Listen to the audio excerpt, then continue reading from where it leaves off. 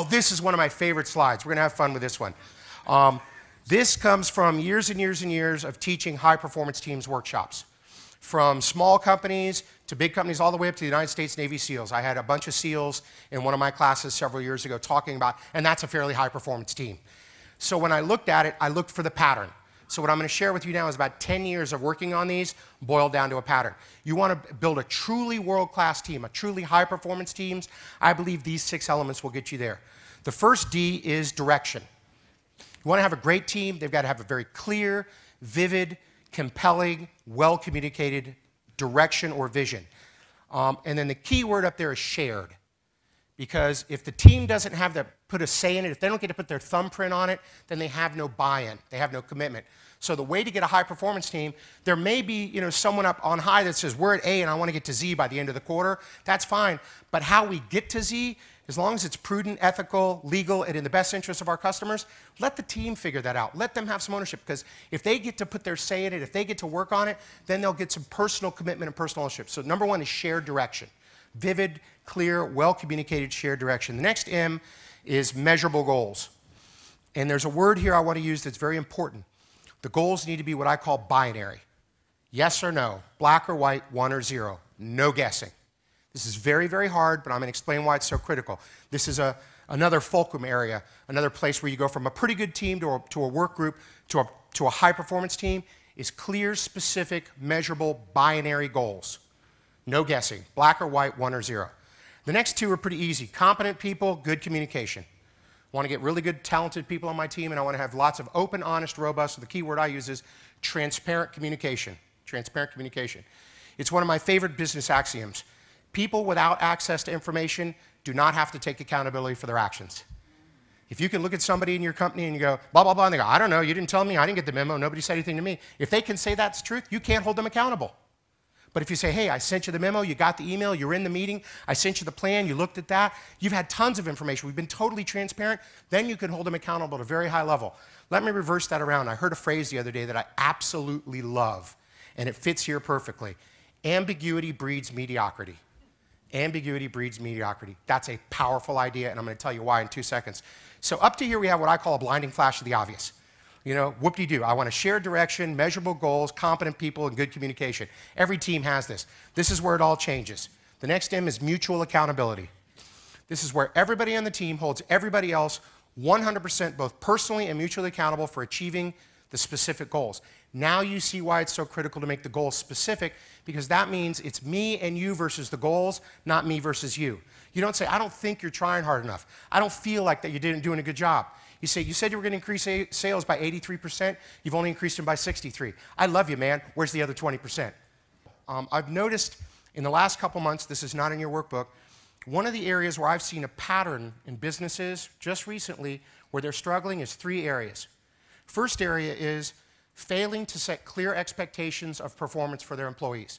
Very clear, specific, aggressive standards of excellence that people will be held accountable to. You go to most employees and say, describe clearly for me what the standards of excellence around your job are. Very few can do that. So not setting clear expectations with their employees about what world-class performance looks like. The other area is not setting expectations for the employees of what they should expect from management if they meet those goals. If I truly am world-class, what will I get back? Do I have a path to management here? Will I get a raise? Will I get a promotion? Will I get extra benefits? What's in it for me if I take on that ownership mentality and I live those standards every day? What's in it? And also, what will happen if I don't? What will the expectations be? What are the ramifications? Very clearly, because they're guessing. And if you're guessing, here's what happens. They do as little as they possibly can. I'm going to stop there and I'm going to tell another story. I'm going to try to come back to that one. I had a friend of mine once that asked me, would you like to learn how to drive a child insane? And I said, no, this is not really a useful skill for me. I don't typically go around driving children crazy. I drive other people crazy, but not children.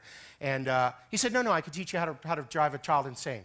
I said, okay, great. Let's go ahead and teach me. He's a child psychologist. He said, here's what you do. On Monday, you praise them lavishly for behavior A. Whatever they go, oh, I love you. You're awesome. You're the best kid. Oh, you're great. Let's go out for cake. This is awesome. You're great. Then on Tuesday, you punish them severely for doing the same thing. Then on Wednesday, you throw a party for them doing the same thing. You give them cake and ice creams and presents and everything. Then on Thursday, you beat the hell out of them for doing the same thing.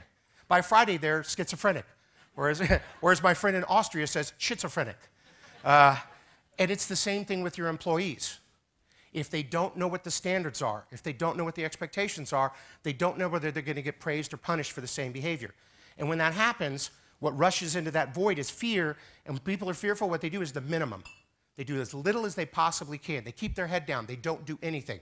So one of those things about setting the clear expectations for them and you is allowing to take away that fear and allow them to be risk takers and to be bold and to go out and do stuff on behalf of your business, not to be schizophrenic and sit in their cube and keep their head down hoping. Because if you look at it, getting punished or getting rewarded, unfortunately, punishment is 5 times stronger. People will work 5 times harder to avoid punishment than they will to get praise.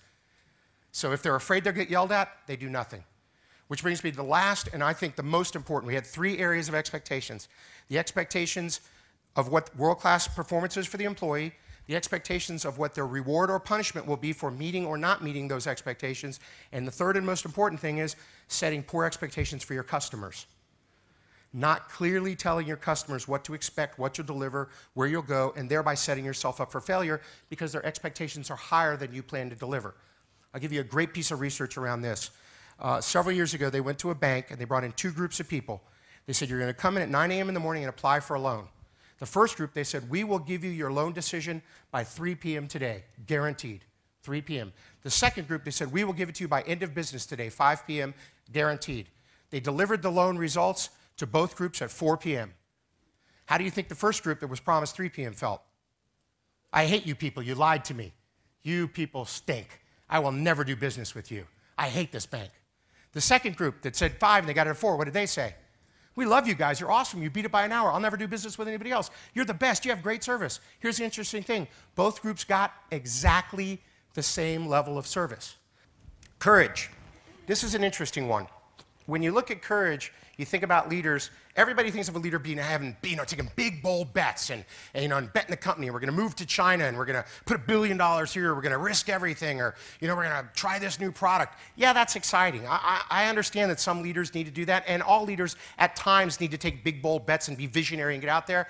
But I think going forward, this is my opinion, that the real courage that leaders need is the courage to be vulnerable. The courage to say, I don't know. I'm confused. I need some help. The courage to say, I'm not the best at that, why don't we get someone else in the company to do it? The courage to say, I'm confused, or I don't think you're right, or the courage to hold other people accountable, but also the courage to hold themselves accountable and admit when they can't do it. Because the days of the Lone Ranger leader who can run the whole company, juggle all the balls, run everything, sees the vision, does it all, closes all the sales, that's over. I mean, you can't do it. One of the things that a leader today needs to figure out is, if I'm going to juggle a lot of balls, which ones are rubber and which ones are glass? What are the ones that I absolutely cannot drop? Hold on to those and let go of every other ball you humanly can, and let the rest of your team have that. And part of that is having the courage, which it takes a lot of courage to say, I'm in over my head, I need some help, I don't know, I'm confused, I don't have that information, let's figure this out together as a team.